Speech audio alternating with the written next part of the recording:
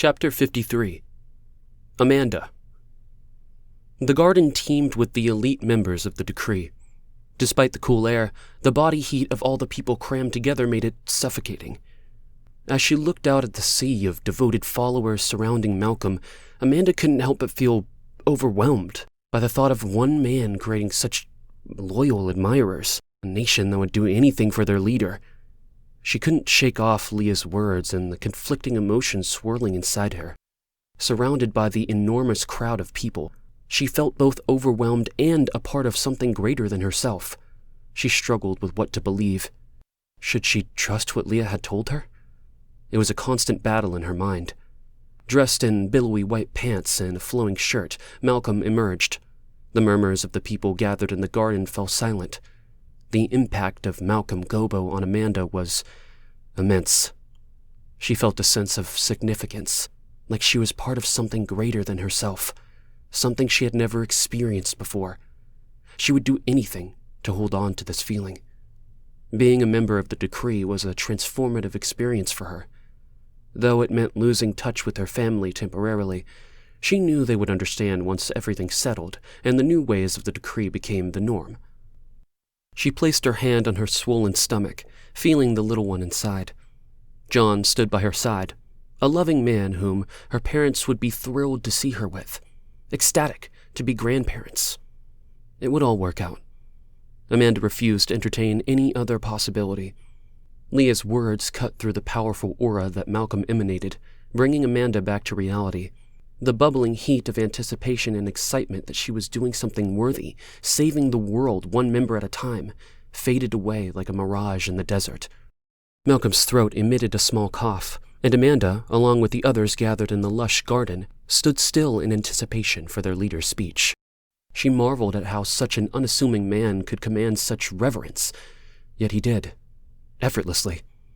He was a hypnotic presence, a powerful drug that was impossible to resist. My people. Malcolm's voice was steady as he looked across the crowd. I bring you all together on this lovely sunny day for a specific purpose, to ask for your assistance. With his hand stretched towards the sky, the members stood in silence. The only sounds were the gentle rustling of leaves. Malcolm paused, his hands dropping to his sides as he filled his lungs with a deep breath, readying himself to speak once more. As you all know, Tabitha and I have been blessed with the chosen one who carries our future in her womb. Tabitha stepped forward to stand next to Malcolm. Unfortunately, something has happened. The chosen one is missing. I suspect foul play, and there is evidence pointing to Leah Holland as the culprit. Amanda's jaw dropped in shock. She couldn't believe what she was hearing. Yasmin had gone missing, but she had just seen her moments ago. Leah was the one responsible for her disappearance? That was impossible. People of the decree, I call on you to venture outside of our complex and find the chosen one.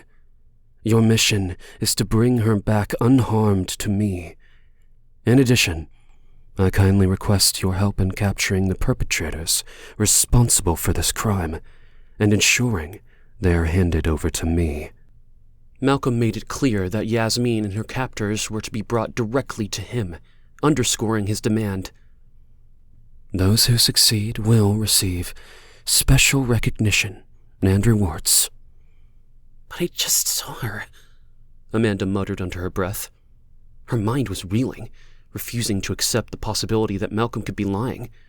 Goosebumps rose on her skin. Was everything she believed in suddenly false? Could Leah be right? The thought was too overwhelming to comprehend. I just saw her, she said a little louder. Who? John's voice startled Amanda. Her eyes flickered to his.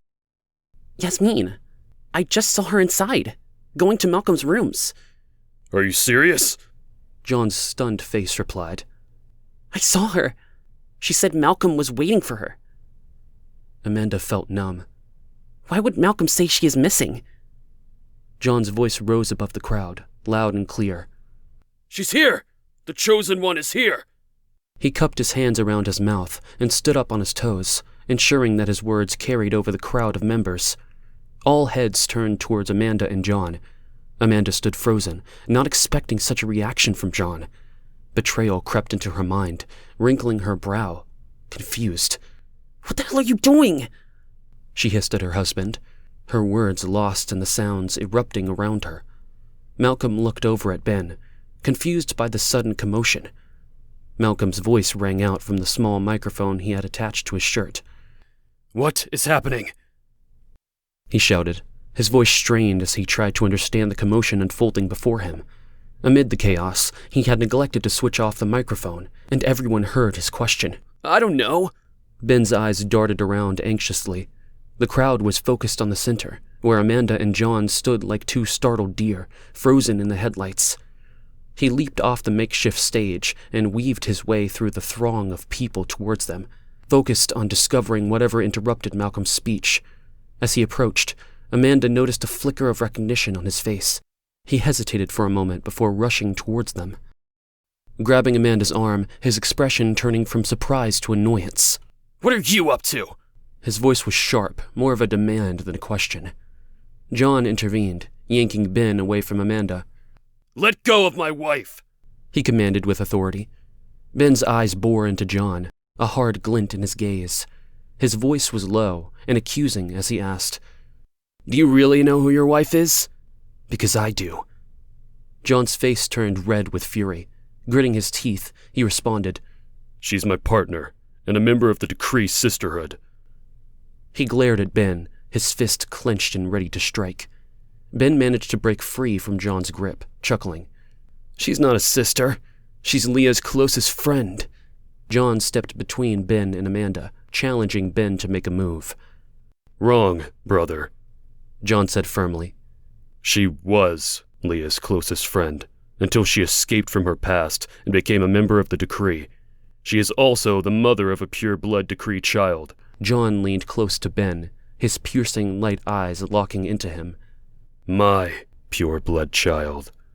He stepped back, pulling Amanda close to his side protectively.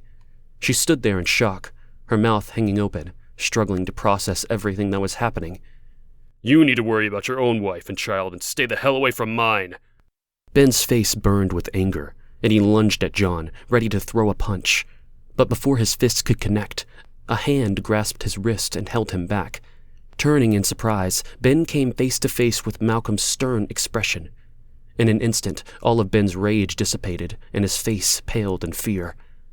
Amanda's breath caught in her throat as she saw the expressions exposed on their faces. She'd never seen Malcolm so angry, or Ben's clear signs of fear. "What is this commotion?" Malcolm asked. His voice was calm as always, yet Amanda could not erase the look of malice she glimpsed in his eyes. My wife, John stuttered, gently pushing the bewildered Amanda forward, squeezing her hand. She saw Yasmin, saw the chosen one." Malcolm's hands flew to Amanda's shoulders, his face contorting into an unrecognizable state as he shook her hard, causing her head to bobble back and forth uncontrollably. "Where? When? Where did you see her?" he demanded, searching Amanda's rattled expression for answers. "Today?" Her jaw clenched, and she stumbled over her words, struggling to keep her head from jerking back. Malcolm's grip on her shoulders grew tighter, his fingers digging in with more force. "Today? Impossible. Where did you see her?" John yanked Amanda out of Malcolm's grasp, his expression turning instantly to one of disappointment. He positioned himself between Amanda and Malcolm, creating a barrier to protect her from any further contact. Fury and rage boiled in his eyes as he stared down at Malcolm. Malcolm took a step back, suddenly aware of all the eyes fixed on him. The stunned expressions of the onlookers seemed to intensify the weight of this moment. He ran his fingers through his curly hair. The tension in his body seemed to uncoil like a spring. He tilted his head from side to side as he rotated his shoulders, focusing on regaining his balance and composure. Amanda clung to John, her mind reeling with uncertainty and instability. Everything she believed in was crashing down around them. Malcolm remained motionless, attempting to quiet his labored breathing that was coming out against his will. She saw it for what it was now. Malcolm lost control and exposed a side of himself that none of them had seen before. Or was that true? Have others seen it before? Was it only her and John who hadn't? She was going to your rooms? Amanda's voice was barely above a whisper as she cowered behind John's large, muscular arms. She needed to divert Malcolm's attention away from her and John, as well as the other members closed in around them. My rooms? When? Malcolm regained his composure as he pressed for more information, putting on a false grin as he spoke. Tabitha stood on stage, unable to hear their conversation. She tried to move closer, but one of the guards restrained her. Annoyed, she jerked away and made her way down from the stage, blending into the crowd. Just moments ago, I bumped into her on my way here. Amanda looked up, feeling a weak breeze brushing against her face. Without a word, Malcolm left. He didn't even bother to listen to the end of Amanda's reply. She watched as Ben scurried after him like an obedient dog. She began to follow them, her feet moving of their own accord. John hurriedly caught up to her side. Amanda, what are you doing? He asked, keeping pace. We weren't given instructions to follow. I have to see what is going on, she said, not slowing down. Tabitha's voice could be heard addressing the congregation, reassuring them that everything was under control and that Malcolm would address them shortly. Amanda, this could cause serious problems for us. It could put everything we've achieved at risk. She stopped in her tracks, her chest rising and dropping, taking in John's concerned expression. A mix of emotions flooded her at the sight of him. This wonderful man assigned as her partner by Malcolm had evolved into something deeper and genuine. Love. John, she sighed, her eyes unable to look at his big, pleading ones. Something isn't right, and I need to know what it is. It isn't our concern.